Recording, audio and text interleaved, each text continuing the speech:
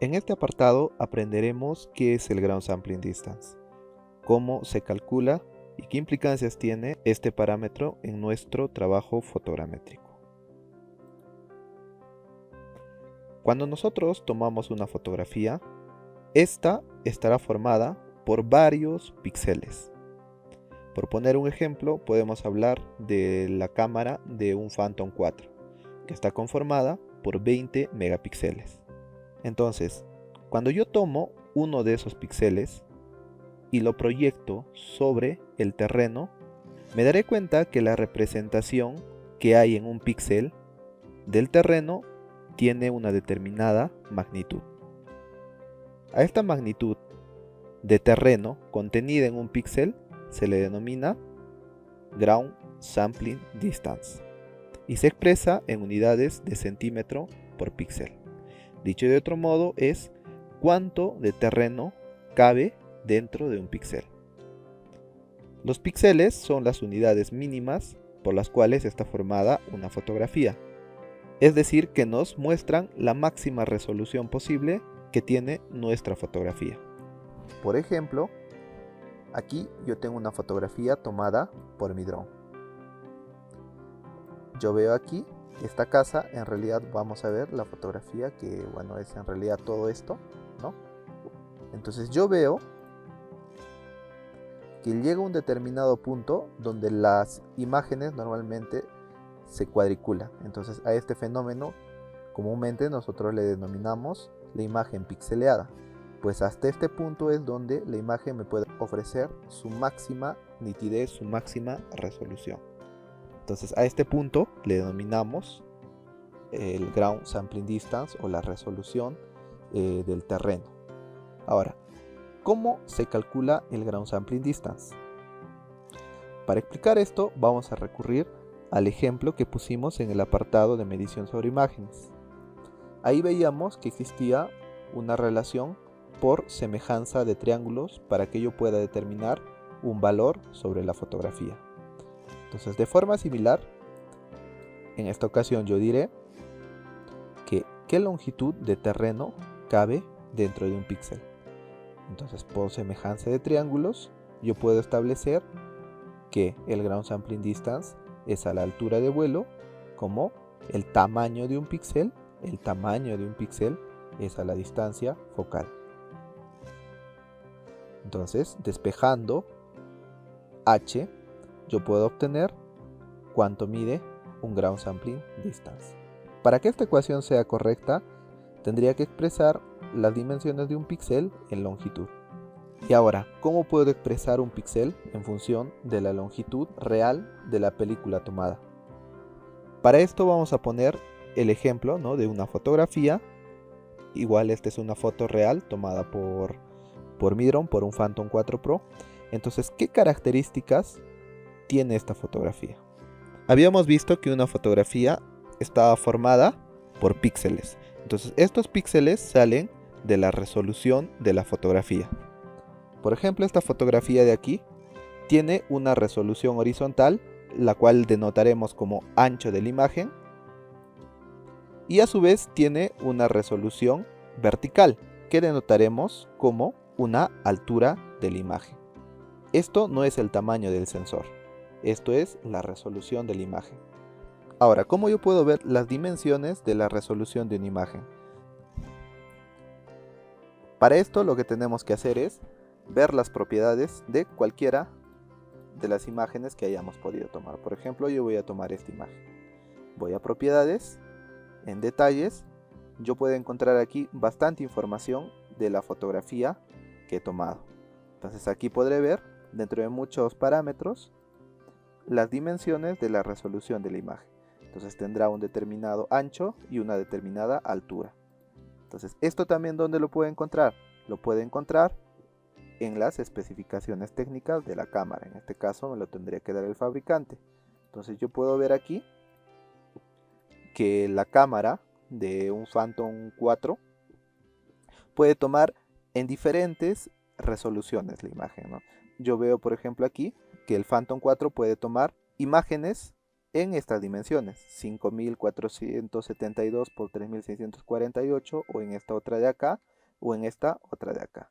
Cada una de estas resoluciones me dará una determinada cantidad de megapíxeles que formarán esta imagen. Por ejemplo, vamos a multiplicar estos dos valores, ¿no? Esta resolución, 5472 por 3648, que me dan 19.961.000 píxeles, ¿no? Entonces, que esto aproximando vendrían a ser los 20 megapíxeles, que es el tamaño máximo que tiene este sensor. Entonces vamos a ver, por ejemplo, otra resolución. Vamos a ver una resolución de 4:3, que vendría a ser esta de acá, ¿no? 4864 por 3648. Entonces esta resolución, por ejemplo, me da imágenes en 17.7 megapíxeles. Entonces, menos calidad que esa, pues tenemos esta otra imagen de aquí. Lógicamente que las resoluciones, ¿no? Las escogeremos según nuestra conveniencia. Entonces, la cámara del Phantom 4, o en general los drones comerciales, pues no estaban pensados exclusivamente en temas de fotogrametría. Para temas audiovisuales tendrá un efecto mucho más atrayente que puedan tener estas relaciones de dimensiones, que lógicamente se traduce pues en menos resolución. Entonces, para el caso de fotogrametría, a nosotros nos interesa utilizar las resoluciones más grandes que pueda ofrecernos el sensor. Entonces, ya habíamos visto que la resolución de la imagen está formada por un ancho de imagen y por una altura de imagen. En este caso, bueno, yo he configurado el ancho en 5472 y la altura en 3648. ¿no? Y habíamos visto que multiplicando estos valores obteníamos los 20 megapíxeles. Bien, pero hasta este punto solamente estamos hablando de lo mismo, de unidades en píxeles.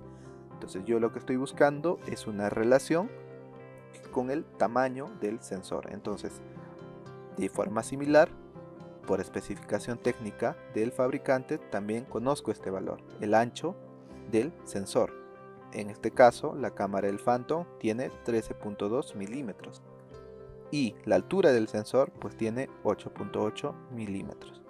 Entonces, hasta este punto, si es que yo tomara un píxel sobre la imagen, suponiendo que este cuadrado es un píxel sobre la imagen, podría relacionar el ancho del sensor con el ancho de la imagen de esta forma. Entonces diré que el tamaño de un píxel vendría a ser el ancho del sensor partido por el ancho de la resolución de la imagen.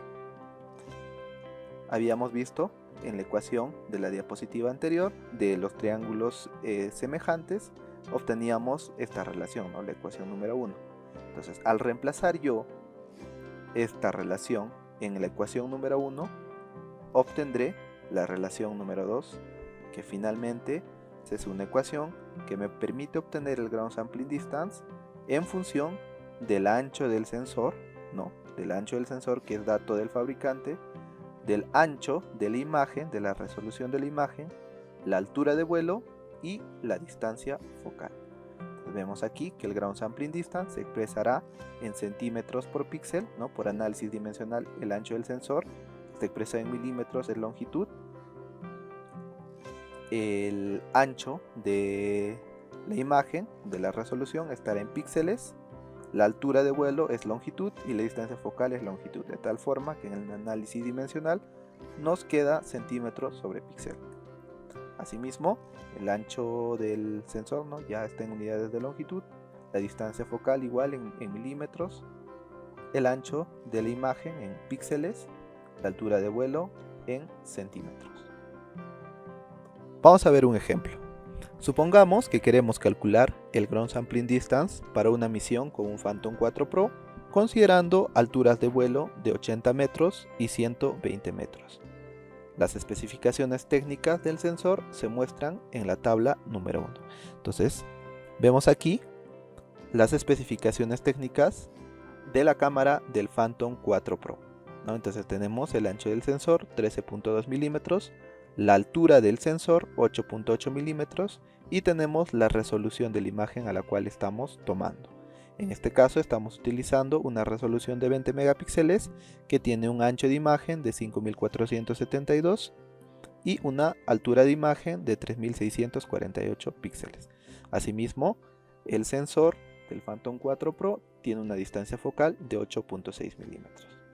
Entonces, para resolver este ejercicio o en este ejemplo, pues utilizaremos la ecuación número 2. Entonces el ground sampling distance estará en función del ancho del sensor, del ancho de la imagen, de la altura de vuelo y de la distancia focal. Entonces vamos a ver el caso número 1. Entonces, para resolver el caso número 1, reemplazaremos.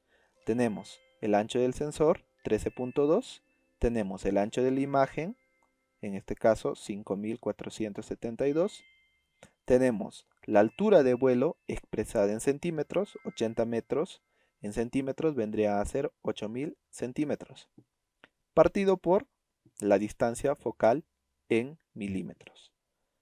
Entonces, al resolver esto, obtenemos que el ground sampling distance, cuando volamos a una altura de 80 metros con un dron Phantom 4 Pro, ¿no?, que tiene una cámara con estas especificaciones técnicas, obtendremos una resolución de fotografía o un ground sampling distance de 2.24 centímetros por píxel. Ahora vayamos al caso número 2. Entonces, de igual forma, reemplazaremos los valores en la ecuación número 2. Entonces los parámetros, ¿no?, se mantienen constantes. ¿Por qué? Porque bueno, esto ya viene desde fábrica, ¿no? Entonces reemplazaremos en este caso la altura de vuelo, que son 120 metros expresado en centímetros, y obtenemos un ground sampling distance de 3.37 centímetros por píxel. ¿Qué conclusiones podemos sacar de este ejemplo? Cuando nosotros compramos un dron, este dron vendrá con su equipamiento respectivo y dentro de ello está la cámara. La cámara tiene características que se mantendrán constantes, independientemente de cómo hagamos el vuelo. La única variable que depende de nosotros, en este caso, sería la altura de vuelo. Y vemos aquí, a mayor altura de vuelo, el ground sampling distance es mayor. A menor altura de vuelo, el ground sampling distance será menor. Aquí vemos, ¿no?, la conclusión anterior. Tengo una determinada altura de vuelo. Cuando es pequeña, mi resolución o el ground sampling distance o las muestras de suelo que cogeré por un píxel serán más pequeñas. A medida que yo tomaré alturas de vuelo mayores, entonces el ground sampling distance o las muestras de terreno que caberán en un píxel serán mayores. Lógicamente, tener ground sampling distance menores, ¿no?, o resoluciones menores me permitirá tener trabajos de mayor precisión y con mayor nitidez, con mayor resolución. Caso contrario, si es que yo hago proyectos con alturas de vuelo mayores, perderé la calidad de la imagen y mi fotografía tendrá menor resolución. Sin embargo, alturas de vuelo mayores me permitirán abarcar mayor extensión o mayor área del terreno por cada fotografía. Vamos a explicar esto con un ejemplo. Aquí yo tengo el ejemplo inicial, tengo una fotografía y tengo la proyección sobre el terreno. Entonces vamos a ver una vista planimétrica de este ejemplo. Acá tenemos la fotografía y aquí tenemos el terreno real. Ya habíamos visto de antes que la fotografía tiene una determinada resolución, la cual habíamos denominado ancho de la imagen y altura de la imagen. Por otro lado, habíamos visto que el sensor tiene un determinado ancho de sensor y también una determinada altura del sensor, ¿ya? Entonces todo esto dentro de la imagen. Ahora, cuando nosotros proyectamos esa imagen sobre el terreno, pues lógicamente obtendremos longitudes reales, ¿no? Entonces a estas longitudes reales del terreno, ya del total de la imagen, se le denomina huella. Entonces yo tendré aquí el ancho de la huella en el terreno, ¿no?, de una fotografía, el ancho de la huella en el terreno, y también tendré la altura de la huella en el terreno, que es básicamente el ancho y la altura reales de la fotografía sobre el terreno. ¿Y cómo se obtienen estos valores? Pues el ancho se obtendrá simplemente multiplicando el ground sampling distance por el ancho de la imagen, y la altura de la huella del terreno pues se obtendrá multiplicando el ground sampling distance por la altura de la resolución de la imagen. Entonces, ecuación 3 y ecuación 4 respectivamente. Vamos a aplicar esto en un ejemplo, ¿no? Entonces ahora lo que queremos es calcular el ancho y la altura de la huella sobre el terreno de una fotografía tomadas con un RPAS Phantom 4 Pro, considerando las alturas de vuelo del ejemplo número 1. Las especificaciones técnicas se mantienen constantes, siguen siendo las mismas, ¿no? Ahora vamos a utilizar la ecuación número 3 y la ecuación número 4. Entonces, en el caso número 1 habíamos visto en el ejemplo anterior que el ground sampling distance a una altura de vuelo de 80 metros era 2.24 centímetros por píxel. Reemplazando este valor en la ecuación número 3, pues tendré que el ancho de la huella sobre el terreno será 2.24 por el ancho de la resolución de la imagen, entonces vendría siendo 12.257 centímetros, que transformado a metros vendrían siendo 122 metros, que vendría a ser el tamaño que abarca esta fotografía sobre el terreno. Por otro lado, la altura de la huella sobre el terreno estaría dada con la expresión número 4. Reemplazaríamos el ground sampling distance y multiplicaríamos por la altura de la resolución de la imagen, ¿no?, expresada en píxeles. De esta forma obtenemos el valor de 81 metros, 81.7 metros. Entonces vemos aquí que este valor de acá corresponde cuánto de ancho tiene esta fotografía real sobre el terreno. Por otro lado vemos cuánto de altura tiene en el terreno la imagen que hemos tomado, ¿no? Eso respecto al caso número 1. Ahora, en el caso número 2, habíamos obtenido en el ejemplo anterior un ground sampling distance de 3.37 centímetros por píxel. Reemplazando estos valores en la ecuación número 3, tenemos que el ancho de la huella sobre el terreno vendría siendo 184 metros. Y la altura de la huella sobre el terreno vendría siendo 123 metros.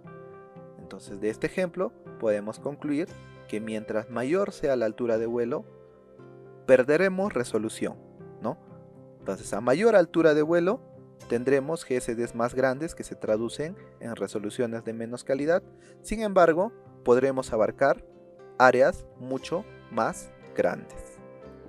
Caso contrario, cuando tenemos alturas de vuelo más pequeñas, la resolución mejorará, pero tomaremos áreas más pequeñas. ¿Esto qué implicancias tiene en nuestros trabajos fotogramétricos?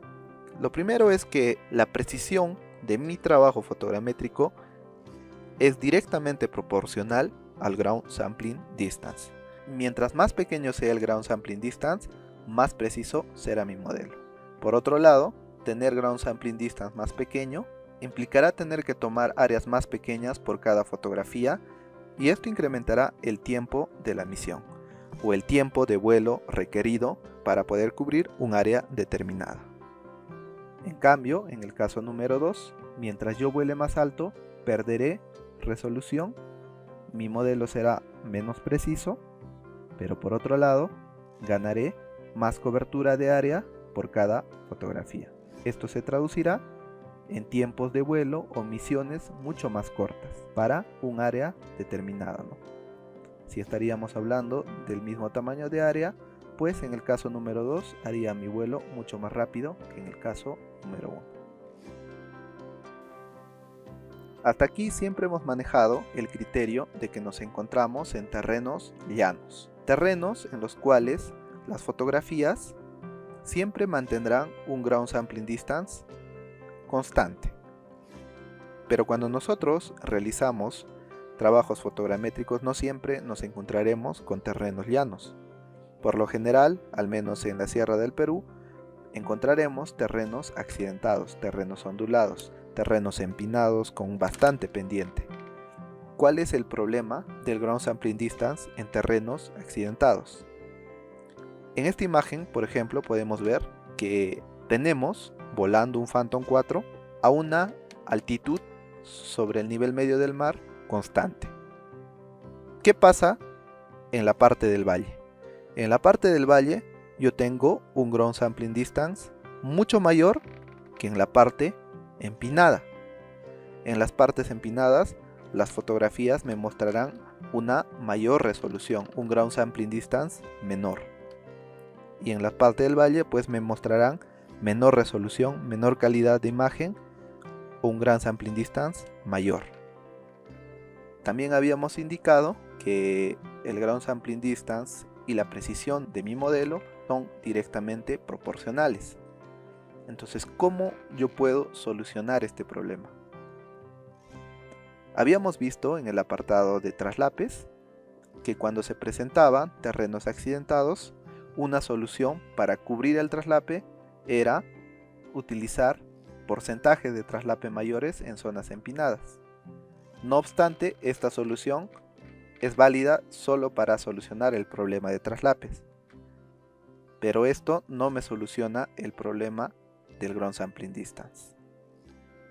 Otra alternativa que pudiera solucionarme el problema del traslape y el problema de la variabilidad de ground sampling distance podría ser realizar 2 o más planes de vuelo a distintas altitudes, ¿no? Entonces, como por ejemplo podemos ver en esta imagen que tenemos 2 planes de vuelo, ¿no? Uno que se ha realizado exclusivamente para la zona de valle y otro que se ha realizado para la zona empinada, siempre teniendo en consideración que tanto el plan de vuelo número 1 y el plan de vuelo número 2 pues tengan un traslape entre sí, ¿no? Para no dejar espacio sin cobertura. Sin embargo, cualquiera de estas dos alternativas nos genera el mismo problema de distorsión. Veremos esto cuando generemos el ortomosaico, ¿no? Entonces, yo tengo aquí un ejemplo de una ortofoto generada justamente aplicando esta metodología. Vemos que de todas maneras, en topografía accidentada, se nos va a generar zonas donde se fuerce el GSD. Entonces vemos aquí en la derecha que esta parte de la imagen se ha generado, se ha restituido, ¿no? Se ha construido con una mayor resolución que la parte izquierda, ¿no? Entonces, ¿esto por qué se ha dado? Justamente porque he tomado planes de vuelo a distintas alturas. Suponiendo que la casa estaba aquí, pues para una foto tomada desde esta posición tendrá mayor resolución que para una fotografía tomada desde esta altura. Entonces, al momento de coser la ortofoto me generará este tipo de imágenes, ¿no? Que por cierto, pues está felizmente bien cosida, no obstante le quita la calidad al ortomosaico. Si en este caso el cliente valoraría mucho este producto fotogramétrico, este resultado no sería del todo favorable. Una solución mucho más eficiente vendría a ser incorporar en la etapa de planificación de vuelo las elevaciones del terreno. Entonces, cuando yo considero las elevaciones del terreno dentro de mi plan de vuelo, podré mejorar el ground sampling distance así como los traslapes. En este pequeño video les comparto un proyecto que realizamos en la ciudad del Cusco. Entonces, esto se realizó utilizando un planificador de vuelo que consideraba la topografía del terreno. Entonces, como podemos ver aquí, existe una diferencia de nivel de casi 400 metros. Sin embargo, quiero que vean la resolución del ortomosaico. Quiero que vean, en este caso yo me estoy moviendo sobre la imagen y no existen errores en la construcción del ortomosaico, ¿no? Entonces, de esta forma yo puedo mejorar la calidad de mi ortomosaico, de mi trabajo fotogramétrico, ¿no? Y como habíamos indicado, vuelvo a repetirlo una vez más, la precisión del levantamiento fotogramétrico es directamente proporcional al ground sampling distance. Si es que yo voy a tener los errores que hemos visto en la imagen anterior, ¿no? en esta de aquí, podría decir, ¿no? que este trabajo fotogramétrico es propenso a tener más errores que un levantamiento fotogramétrico hecho con un planificador de vuelo que me mantiene el ground sampling distance constante.